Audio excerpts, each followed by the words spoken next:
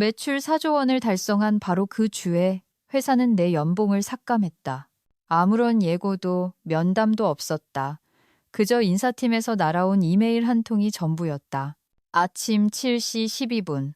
직원 멘탈 헬스 웨비나 초대장과 오늘 있을 승리 축하 건배 제의 알림 사이에 끼어 있는 제목, 연봉 조정 통지서. 정오가 되자 판교 테크노밸리에 위치한 오닉스 테크사옥 12층 전체는 축제 분위기로 들썩였다. 금색 꽃가루가 공중에 흩날렸다. 샴페인 잔이 부딪히는 소리가 요란했고 아트리움에는 국내 시장 점유율 1위 달성이라는 현수막이 자랑스럽게 걸려 있었다. 멀리서 보면 그것은 성공의 모습처럼 보였다.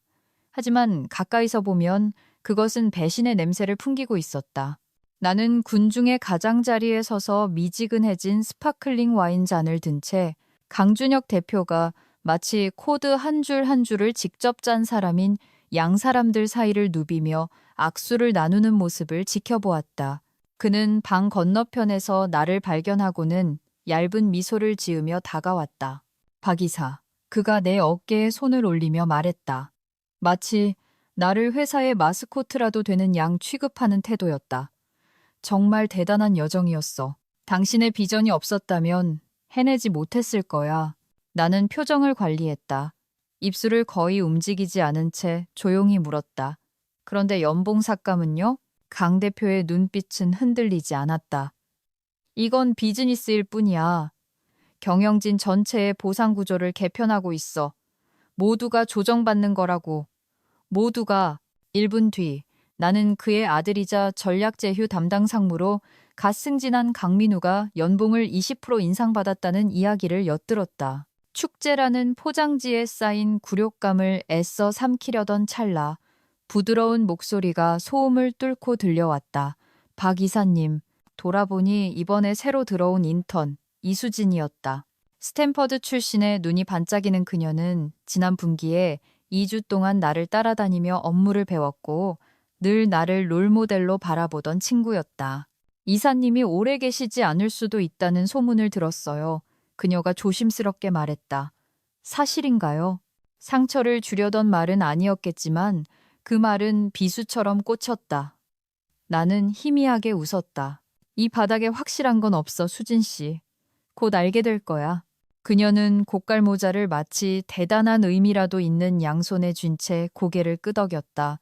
그리고 그 순간 깨달았다. 그들은 회사의 성공만을 축하하는 게 아니었다. 그들은 나의 퇴장을 축하하고 있었다. 단지 아직 내게 직접 말하지 않았을 뿐이다. 내 사무실로 돌아왔을 때 복도 카펫 위에는 꽃가루가 이미 희미한 메아리처럼 가라앉아 있었다. 나는 천천히 문을 닫았다. 혼자가 되니 축제의 무게가 더 무겁게 짓눌러 왔다. 모니터에는 여전히 그 이메일이 빛나고 있었다. 나는 그 문장을 다시 읽었다. 새로운 우선순위를 반영하기 위한 전사적 재조정의 일환입니다. 그 우선순위, 내가 만든 것이었다. 나는 한때 내가 쟁취했다고 생각했던 가죽 의자에 깊숙이 몸을 묻었다. 유리병 너머로 수진 씨가 예전에 내 주변에 모여들던 사람들과 웃고 있는 모습이 보였다. 그녀는 젊고 매력적이며 예리했다. 그녀는 3년 전 내가 지금 그녀를 돋보이게 만드는 바로 그 시스템을 구축하느라 쏟아부었던 그 에너지를 가지고 있었다. 3년 전 오닉스테크는 파산 직전이었다. 고객들은 이탈하고 있었고 감사는 통과하지 못했으며 제품 파이프라인은 뼈만 남은 상태였다. 나는 성장을 안정시키기 위해 6개월 계약직으로 영입되었다. 내가 남았던 이유는 회사가 될 수 있는 미래를 보았고 아무도 그것을 고칠 배짱이 없었기 때문이었다. 나는 공로를 요구하지 않았다. 나는 시간을 요구했다. 나는 모듈형 에너지 라우팅 시스템 구축을 주도했다. 라이선스 모델을 다시 짰다. 지금 그들이 자랑하는 주요 클라이언트들을 내가 데려왔다. 나는 설계자였고 전략가였으며 새벽 2시에 제안서를 고쳐 쓰고 임원들의 공개적인 실수를 수습한 사람이었다. 하지만 어느새 나는 내 집에서 그림자가 되어 있었다. 그들은 나를 대놓고 지우지 않았다. 그저 내가 보이지 않을 때까지 서서히 조명을 낮췄을 뿐이다. 이번 주 초 나는 2분기 성장 동인을 설명하는 수정된 성과 보고서를 제출했었다. 데이터 스트림 구현과 고객 유지율 48% 급증 사이의 상관관계를 매핑하는 데만 몇 시간이 걸렸다. 오늘 나는 강 대표가 이사회와 공유한 최종 버전을 열어보았다. 작성자 박지윤, 제품 성장 본부장이라고 적혀 있던 곳에 내 이름은 없었다. 대신 제품팀 주도라고 적혀 있었다. 나는 꼼짝도 하지 않고 화면을 응시했다. 그것은 외과 수술처럼 정교하고 깔끔하고 의도적이었다. 그들은 나를 파괴하려는 게 아니었다. 나를 용해시키려는 것이었다. 끓는 물 속의 설탕처럼 순간 달콤했다가 다음 순간 보이지 않게 되는 존재로, 최악인 점은 아무도 의문을 제기하지 않을 것이란 사실이다. 서류상으로는 협업처럼 보였기에 아무도 눈치채지 못할 것이다. 서류상으로는 진보처럼 보였다. 사무실 밖에서 수진 씨의 웃음소리가 다시 들려왔다. 높고 힘들이지 않은 그 소리는 내가 먼지 속에서 일으켜 세운 회사의 윙윙거리는 소음 위로 떠올랐다. 한때 나도 그녀였으나 이제 나는 아무것도 아니었다. 다음 날 아침은 인사팀의 캘린더 초대장으로 시작되었다. 제목 전략적 역할 전환 논의. 경고도 맥락도 없이 아침 8시 45분에 잡힌 회의였다. 차가운 백색 조명 아래 훈련받은 듯한 미소를 짓는 2명의 여직원과 마주 앉았다. 나는 2주 전 회사 2분기 실적 발표 때 입었던 네이비 정장을 그대로 입고 있었다. 그날 나는 임원들과 투자자들로 가득 찬 방에서 마진율 36% 증가를 위한 로드맵을 발표했었다. 하지만 오늘 나는 멘토링 관점에서 혁신을 육성하는 새로운 기회에 대한 설명을 듣고 있었다. 박 이사님의 강점이 비전 설정과 지원에 있다는 걸 알았습니다. 한 직원이 마치 칭찬인 양 밝게 말했다. 유능한 인재들이 많이 올라오고 있으니 이사님이 좀 더 지원적인 역할로 이동하신다면 윈윈이 될 것 같습니다. 지원적인 역할이라 내가 되물었다. 더 뒤로 물러나서 전략적이긴 하지만 전면에 나서지 않는 사실상 물러나는 자리라는 뜻이군요. 체격이 작고 입가에 억지 미소를 띠고 있던 2번째 직원이 동정하는 척 고개를 끄덕였다. 좌천이 아닙니다. 재배치죠. 새로운 목소리를 증폭시키는 방법이고요.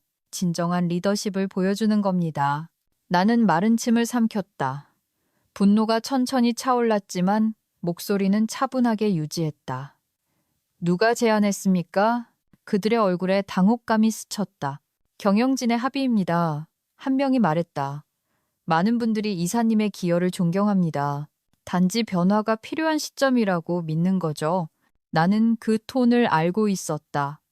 나 역시 팀을 개편할 권한이 있었을 때 사용했던 말투였다. 그것은 그동안 수고하셨습니다.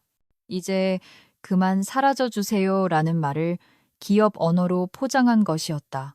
그들은 또 한 번의 공허한 감사 인사로 대화를 마무리했고 부드럽지만 진심 없는 곧 후속 조치를 안내해드리겠습니다라는 말과 함께 나를 배웅했다. 복도를 걸어 나올 때 습관처럼 임원 회의실에서 들려오는 웅성거리는 소리를 들었다. 나는 멈춰섰다. 오늘따라 유리벽에 블라인드가 쳐져 있지 않았다. 안에는 익숙한 상무, 전무들이 오크 원목 테이블에 둘러앉아 있었는데 한 자리가 새로운 사람으로 채워져 있었다. 인턴이었다. 머리를 뒤로 묶고 가죽 폴더를 앞에 둔 채 앉아 있었다. 강 대표가 프로젝션 스크린을 가리키며 몸을 기울이자 그녀는 자신감 있게 고개를 끄덕였다. 그 자리는 내 자리였다. 스크린 바로 옆. 내가 제품 로드맵을 방어하고 예산을 위해 싸우고 경쟁사의 전략을 정밀하게 무력화시켰던 그 자리. 이제 그 자리는 아직 사내 와이파이 비밀번호를 배우고 있는 사람의 것이었다. 나는 아무도 나를 보기 전에 뒤로 물러났다. 그리고 수년 만에 처음으로 나는 힘이 없다고 느꼈다. 전략적이지 않다고 느꼈다. 투명 인간이 된 기분이었다. 환영받는 시간을 넘겨버린 실수 같은 존재가 된 것 같았다. 그날 오후 나는 사무실로 돌아가지 않았다. 대신 집으로 갔다. 전화도 회의도 없이 오직 나와 낡은 노트북, 그리고 2년 넘게 손대지 않았던 익숙한 검은색 폴더만이 있었다. 책장 맨 아래 서랍에서 폴더를 꺼냈다. 가장자리에서 먼지가 떨어졌다. 척추에는 라벨이 붙어 있었다. 바이스 팀마스터 계약서. 오닉스 테크라는 거대한 인프라가 술 취한 줄타기 광대처럼 위태롭게 의지하고 있는 10억 달러짜리 중추. 바로 그 원본 라이선스 계약서였다. 나는 식탁에 앉아 계약서를 한 장 한 장 넘겼다. 오래된 잉크 냄새와 법률 용어가 방안을 채웠다. 모든 조항이 익숙했다. 내가 가장 신뢰하는 변호사와 함께 내가 직접 쓴 조항들이었으니까. 그 어떤 임원보다 믿을 수 있는 사람이었다. 제8조 2항. 본 라이선스는 발효일로부터 24개월 동안 유효하며 만료 최소 30일 달력일 기준 전에 재협상 및 갱신을 조건으로 한다. 나는 눈을 깜빡였다. 날짜를 확인했다. 2번이나. 그 기간 그 창문이 빠르게 닫히고 있었다. 현재 라이선스는 정확히 21일 뒤에 만료된다. 21일, 오늘로부터 딱 3주. 누군가 갱신 양식을 제출하고 승인 서명을 하지 않는다면 오닉스 테크는 제품군의 80%를 구동하는 소프트웨어에 대한 법적 접근 권한을 잃게 된다. 아무도 하지 않았다, 아직은. 나는 이메일 수신함에서 갱신 요청과 비슷한 것이라도 있는지 스크롤을 내렸다. 보낸 편지함도 공유 드라이브도 확인했다. 없었다. 그러다 내 개인 메일함을 확인했다. 강 대표가 공식 채널을 피하고 싶을 때 사용하던 메일이었다. 그리고 그곳에 있었다. 외부 행사나 간단한 질문들 같은 제목들 아래 묻혀있는 7주 전의 이메일. 제목, 이거 나중에 서명 좀 해줘. 본문. 어이, 그냥 벤더 양식 같은 거야. 나중에 다시 얘기하자고. 아직 신경 쓰지 마. 첨부된 PDF 파일은 열어보지도 전달되지도 않은 상태였다. 트랙패드 위에 멈춘 내 손가락이 타임스탬프를 응시했다. 7주 전. 그는 후속 조치를 하지 않았다. 급하지 않다고 생각한 것이다. 그는 내가 여전히 곁에 있을 것이라고. 내가 여전히 그의 안전망이자 조용한 해결사. 그의 대외적 성공 뒤에 숨겨진 이름 없는 엔진으로 남을 것이라고 가정한 것이다. 나는 천천히 노트북을 덮었다. 방 안의 침묵이 달라졌다. 몇 달 만에 처음으로 공기가 묵직해졌다. 나는 단순히 화가 난 게 아니었다. 나는 집중했다. 기자회견은 필요 없었다. 복수도 필요 없었다. 나는 그저 시계가 멈출 때까지 기다리기만 하면 되었다. 서명 하나, 시스템 하나. 그리고 내 위에 쌓아 올린 그들의 모든 것이 무너져 내릴 것이다. 내가 파괴해서가 아니라 그들이 그것을 지탱하고 있던 존재를 존중하는 법을 잊었기 때문이다. 시작은 코드 한 줄이었다. 딱 한 줄. 매일 밤 새벽 2시 1분에 실행되는 루틴 동기화 스크립트 안에 묻어둔 미세한 리디렉션 경로 변경이었다. 아무도 눈치채지 못했다. 첫날도 셋째 날도. 하지만 일주일이 끝날 무렵 작은 불일치들이 표면 위로 떠오르기 시작했다. 데이터 검색의 시간 지연, 보고서의 부분적인 출력 오류, 로딩 중간에 멈추는 대시보드. 그들은 시스템이 너무 빨리 성장해서 생기는 무해한 버그라고 생각했을 것이다. 하지만 나는 알고 있었다. 그 뼈대를 만든 게 나였으니까. 나는 어떤 사보타주, 파괴 공작도 하지 않았다. 멀웨어를 심거나 규정을 위반하지도 않았다. 나는 그저 내 것을 조용히, 체계적으로 한 줄 한 줄 회수하기 시작했을 뿐이다. 바이스팀에 연결된 모든 엔드포인트에는 조용한 만료 트리거가 걸려 있었다. 그것은 악의적인 것이 아니었다. 보호 조치였다. 그리고 계약 만료가 3주도 남지 않은 지금 나는 내 아키텍처를 법적으로 외과 수술처럼 부인할 수 없게 철회할 모든 권리가 있었다. 그래도 그들이 이렇게 빨리 눈치챌 줄은 몰랐다. 화요일 오전 9시 42분 이메일 알림이 울렸다. 제목 N. 제인킨스 점 로그의 이상 패턴 관련. 보낸 사람 김도훈 시스템 엔지니어. 본문 안녕하세요 박 이사님. 귀찮게 해드려 죄송합니다만 경기 데이터 센터 클러스터 전반에서 동기화 불일치가 보입니다. 레이턴 씨, 스파이크도 있고요. 로그를 보면 패킷 흐름이 예상 경로를 벗어나는 것 같습니다. 마치 무언가가 스스로 접혀 들어가는 것처럼요. 제일 이상한 건 이게 의도적인 것처럼 느껴진다는 겁니다. 이사님이 한번 봐주실 수 있을까요? 감사합니다. 도훈드림. 김도훈 대리, 중간급 시스템 엔지니어. 똑똑하고 호기심 많으며 자기 신상에 안 좋을 정도로 너무 정직한 친구. 나는 화면을 응시하다 입꼬리가 조소와 한숨 사이 어딘가로 움직이는 것을 느꼈다. 답장하지 않았다. 하지 않을 것이다. 그는 더 이상 내 동료가 아니니까. 나는 의자에 등을 기대며 그 순간을 음미했다. 그들은 내 부재가 실제로 닥치기도 전에 이미 그 빈자리를 느끼기 시작했다. 지워진다는 건 그런 것이다. 당신은 당신만의 방식으로 투명해지는 법을 배운다.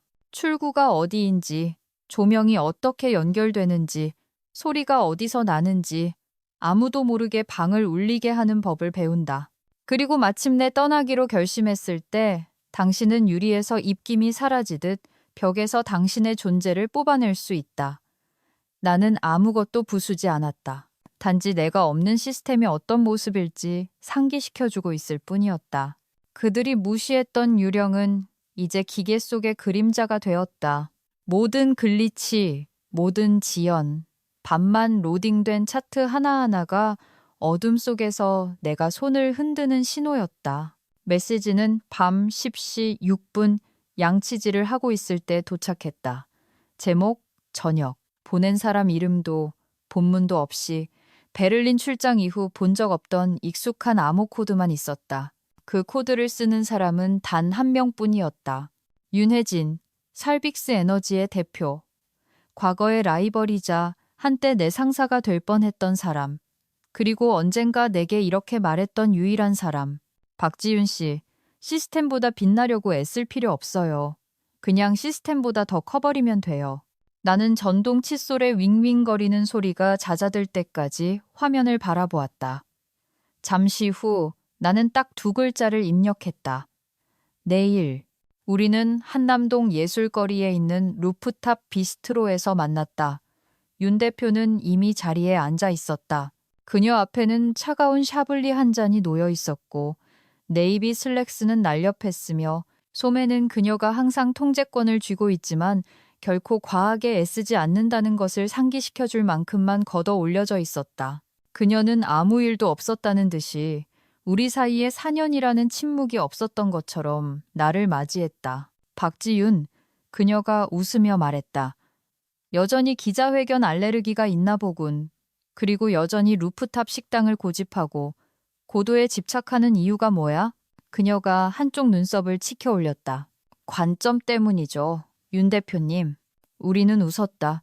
그리고 그렇게 예전의 리듬이 딱 맞아떨어졌다. 스몰 토크는 오래가지 않았다. 윤혜진은 절대 시간을 낭비하는 법이 없다.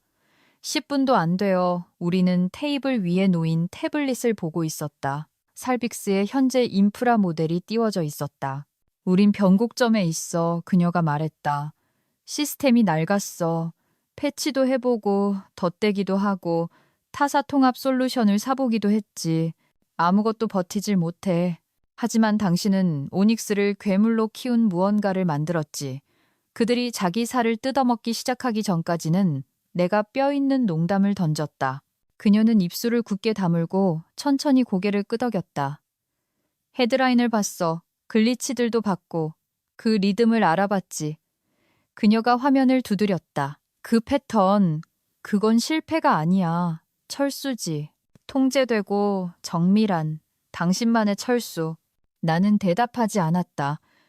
그럴 필요가 없었다. 그녀가 몸을 앞으로 기울였다.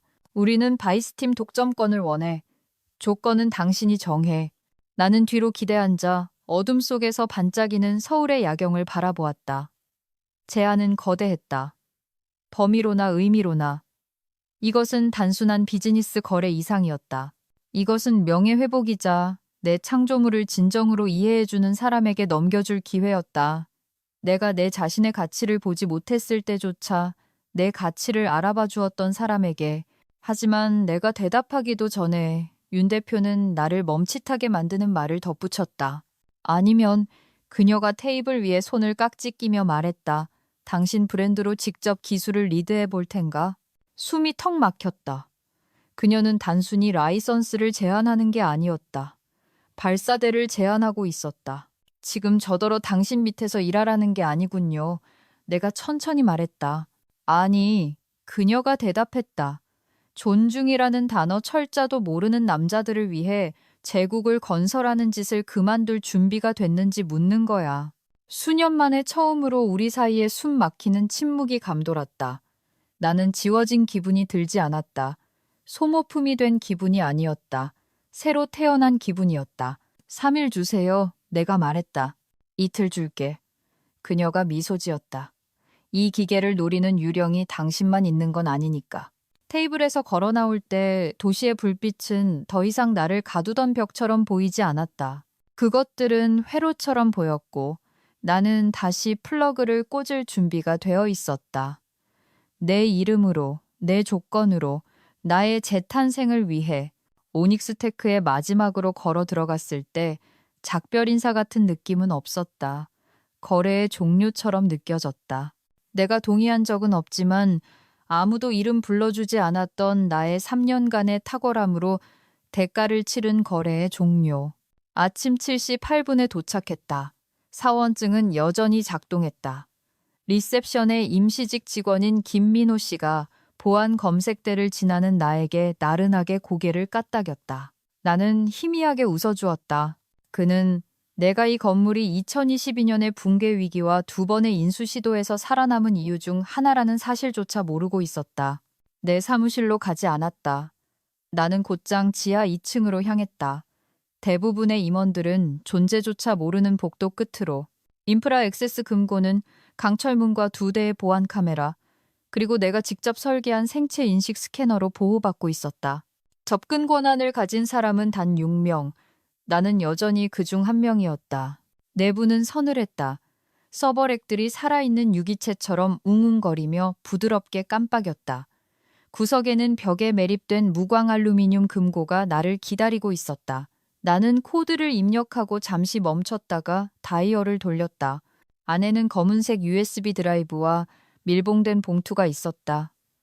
나는 한 가지를 더 넣었다. 내가 손으로 직접 쓰고 주석을 단 바이스팀의 원본 설계도 단순한 시스템의 청사진이 아니라 그것이 사라졌을 때 남겨질 침묵에 대한 청사진이었다. 그리고 마지막 터치. 두꺼운 리넨 종이에 14포인트 폰트로 인쇄된 짧은 편지. 감정도 원망도 없이 오직 사실만을 담았다. 무슨 일이 일어났는지 물어볼 만큼의 접근 권한과 겸손함을 갖춘 다음 사람에게 바이스팀은 버려진 것이 아닙니다. 회수된 것입니다. 악의가 있어서가 아니라 원칙 때문입니다. 당신들은 계약을 어겼습니다. 더 나쁜 것은 신뢰를 깨뜨렸다는 겁니다. 접근 권한을 다시 얻으려면 루트 클러스터 3의 338번 라인부터 시작해서 자문해 보십시오. 누가 진짜로 그것을 썼는지. 예이, 박지윤. 나는 금고를 잠그고 키패드에서 지문을 닦아낸 뒤 금고실을 나왔다. 나오는 길에 시설관리팀장인 마 부장과 마주쳤다. 그녀는 의아한 표정을 지었다. 일찍 오셨네요, 박 이사님. 마지막 짐 정리 중이에요. 내가 말했다. 그녀가 머뭇거렸다. 떠나시는 거예요? 나는 고개를 끄덕였다. 진작 그랬어야 했죠. 그녀가 내 어깨를 가볍게 만졌다. 이곳이 돌아가게 만든 건 이사님이에요. 그냥 알아주셨으면 해서요. 아니요. 그 말은 그녀의 의도보다 더 아프게 다가왔다. 엘리베이터 근처에서 여전히 눈이 초롱초롱한 수진 씨를 발견했다. 한 손에는 커피를, 다른 한 손에는 새로운 살빅스 로고가 박힌 태블릿을 들고 있었다. 나는 눈을 깜빡였다.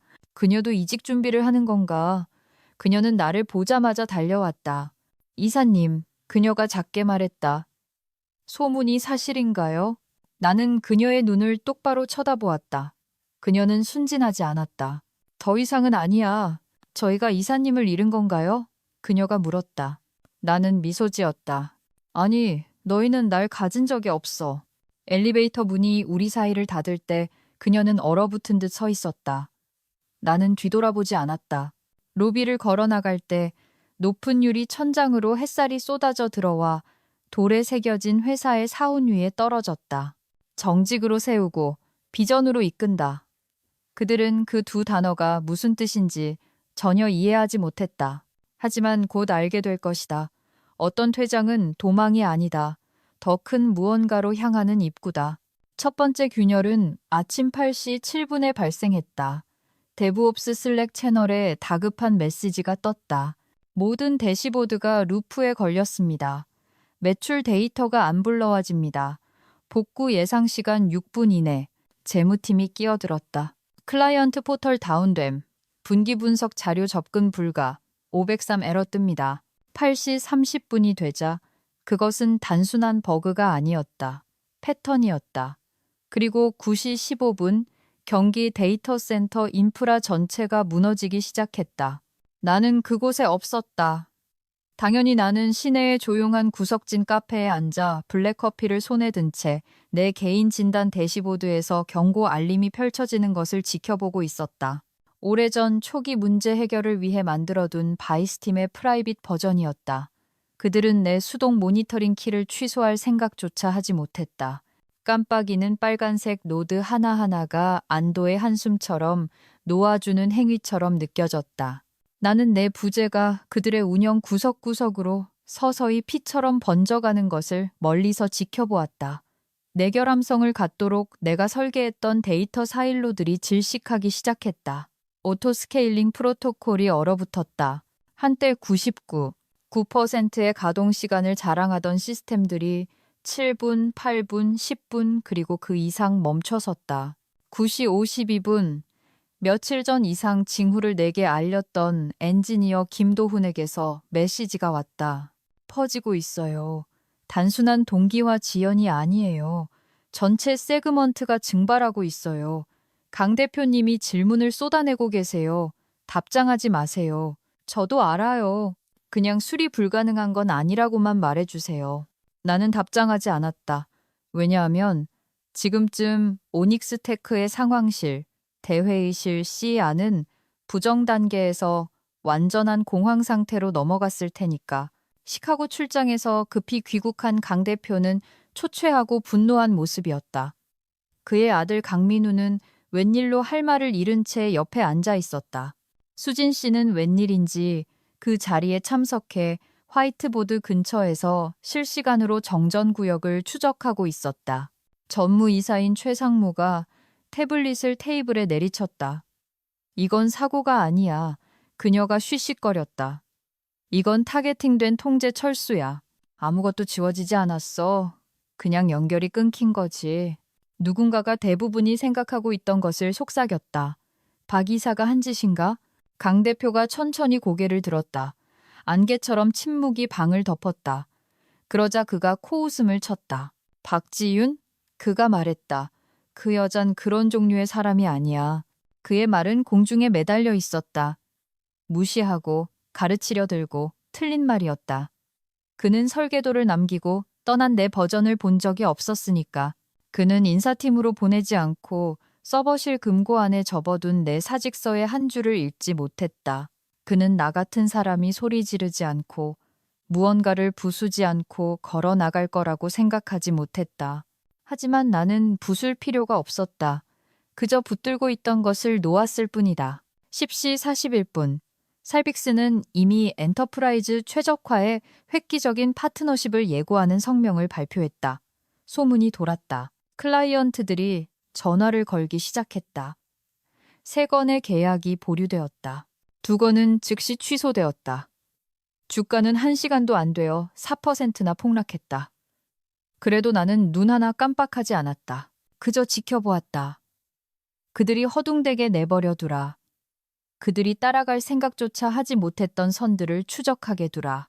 빌려온 탁월함 위에 제국을 건설하고 임대 계약 갱신을 잊어버리면 무슨 일이 벌어지는지 뼈저리게 배우게 하라. 이건 복수가 아니었다. 명확성이었다. 균형이었다. 그리고 이것은 시작에 불과했다.